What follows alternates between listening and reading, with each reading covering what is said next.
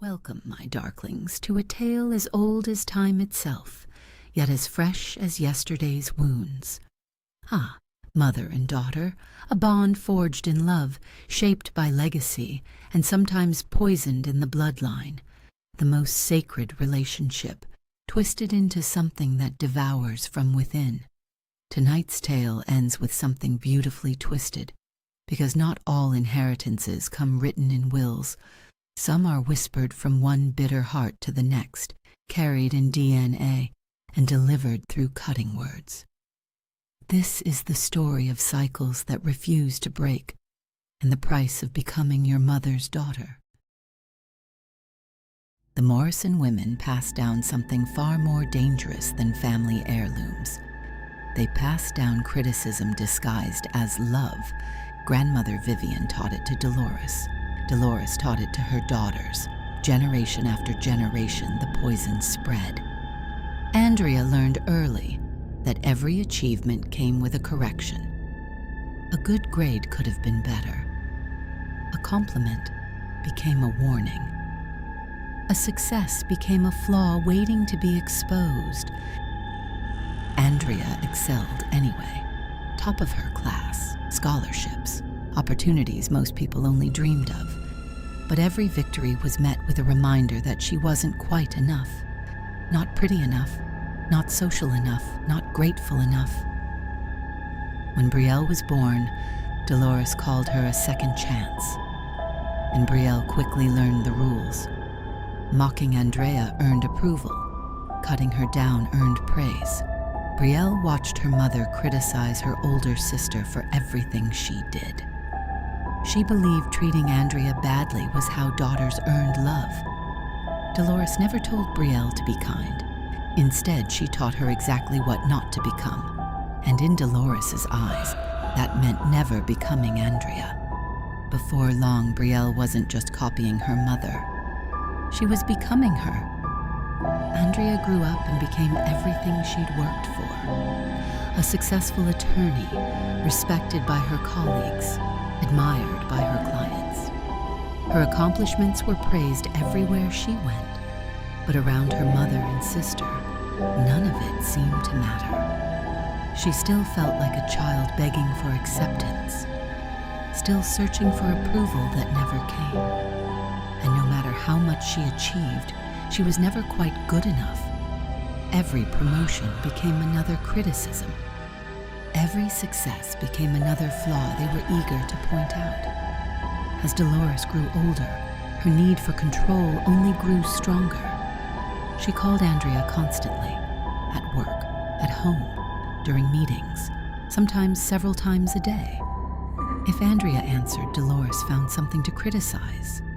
If Andrea didn't answer, Delores accused her of not caring. No matter what Andrea did, it was wrong. Andrea spent years trying to keep her mother happy, but the harder she tried, the more impossible it became. Every boundary Andrea set was treated like a betrayal, and every time she stood up for herself, Delores made her feel guilty for it. Eventually, Andrea wasn't answering the phone because she wanted to. She was answering because she felt she had to. Eventually, Andrea pushed back. She asked for space, for respect, for boundaries.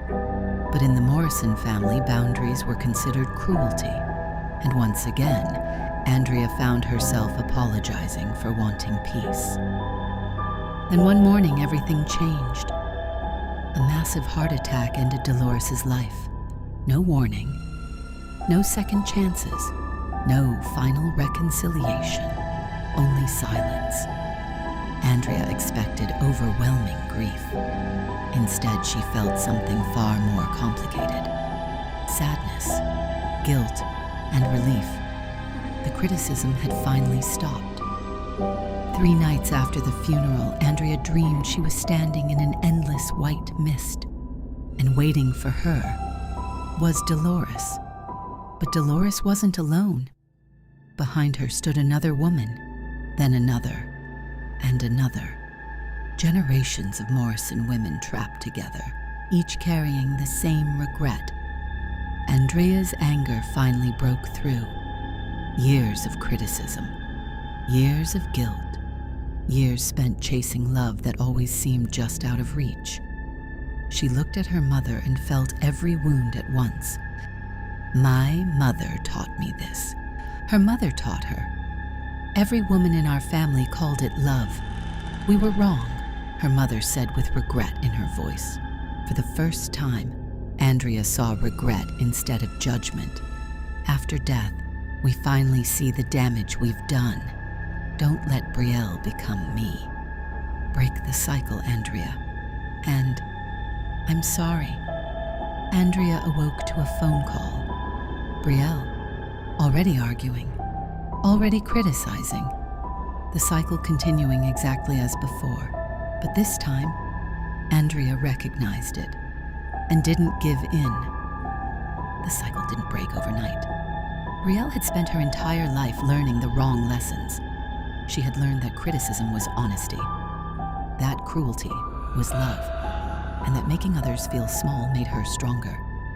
For the first time, Andrea stopped protecting Brielle from the truth. You sound just like Mom, and that's not a compliment. The way you talk to people hurts them. The way you talk to me hurts you too, Andrea said to her in order to finally wake her up. Brielle wanted to argue, but for the first time in her life, no one backed her up. You don't have to be cruel to be heard. You don't have to tear people down to matter. You can be better than this. Over the months that followed, something began to change. Brielle caught herself before repeating the words their mother once used. She apologized when she was wrong. She learned how to speak with kindness. Eventually, the persona of her mother began to fade. The cycle was finally breaking. The Morrison house had witnessed 5 generations of criticism, every harsh word, every impossible expectation. Every daughter taught she wasn't enough. But some inheritances aren't meant to be kept. Together, they locked the front door one last time and walked away. You've been listening to Whispers in the Dark. Tonight's story wasn't about ghosts or curses. It was about the wounds we inherit and the choice to stop passing them on. For generations, the Morrison women carried pain disguised as love, but Andrea discovered something powerful. The cycle doesn't end when someone dies. It ends when someone chooses differently. So tonight, ask yourself, what will end with you? Thank you for joining me, my little darklings. And be sure to return next week for our Season 2 finale. One last whisper before the darkness settles in. Until then, sleep well, and keep listening to the whispers in the dark.